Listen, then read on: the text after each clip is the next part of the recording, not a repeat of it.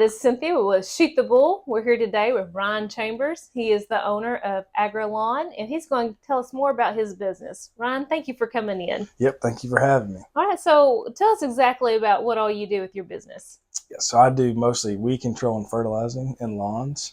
I also dabble in sprinkler repair and stuff like that as well. So. Okay, well, that's good to know. Mm-hmm. So what time of season do you normally work? I mean, I know it's during the summer, spring, but I mean, is it kind of a year-long maintenance deal, or how does all that work? So typically I start in kind of January, late January, February, doing pre-emergence, and then we'll go all the way to kind of October, November, doing fall pre-emergence. So typically, mostly all year. Okay, can you explain what pre-emergence is? Yes. So weed pre-emergent is actually a spray that you put on the soil. You spray it on the grass, and it puts a barrier on the soil level to help prevent weeds from germinating. Okay. So it actually kills weeds as they germinate throughout the entire year. Okay. And a pre-emergent can last up to 8 months. And so you, like you say, you normally do that in kind of the wintertime, springtime? Yeah, you want to do it when it's a cool season. Uh-huh.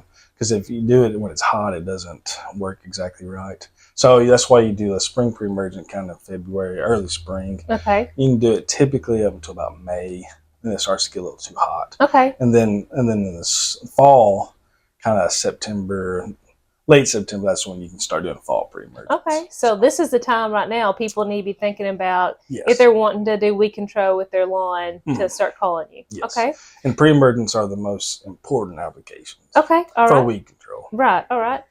So fertilizing, I like to let the grass green up on its own, and then I'll start hitting it with fertilizer. So, and every year is different, but typically, May, 1st of May. Last year, April, I was fertilizing in April. Right. So it just kind of depends on the year, but typically April, May is when I start fertilizing. Okay. So.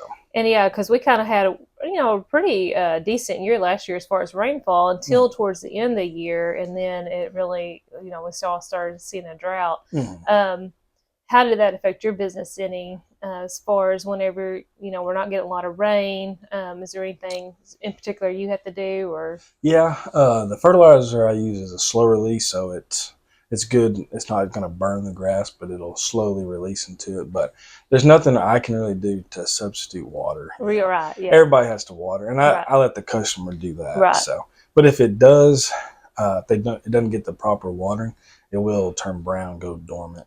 Right. So, okay. Bermuda needs about 1.25 1.5 of rain per week to stay green and lush. Oh, okay. So if it doesn't get that, then it may start to go dormant. Right.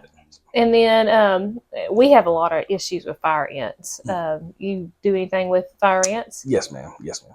I do an insecticide for that as well. So. All right. Well, good to know. I mean, I know a lot of customers have that issue around here. It seems to be a growing issue. Oh, yeah. We sell zero-turn mowers. As far as the customer homeowner, what level do they need to maybe be cutting their grass on to keep, where they're not scalping it or damaging the grass? What level do you kind of say? As we go into the spring, I have been recommending our customers to scalp it the first time. Okay. For the first cut of the year, just to kind of get that old grass last year's grass out of the way.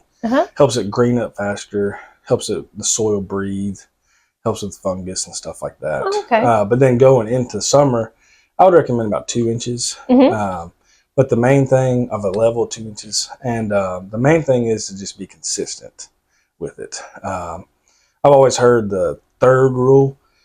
If you want a 2-inch high grass, you don't want it to get above 3 inches. You just want to take that third off of it. Okay. Because if you do any more, it can turn brown on you. Okay. But if you stick to that rule, it'll stay green basically, the whole summer. So. Okay. Well, great. That's good to know. Yeah. Kind of tell us about the sprinkler side of it. So as I've grown as a business, I've gotten a little away from it. But when I first started, that was a good way to get your foot in the door. Oh, yeah. And I would highly recommend anybody getting into the business kind of learn that, because there's sprinkler repair everywhere. Oh yeah.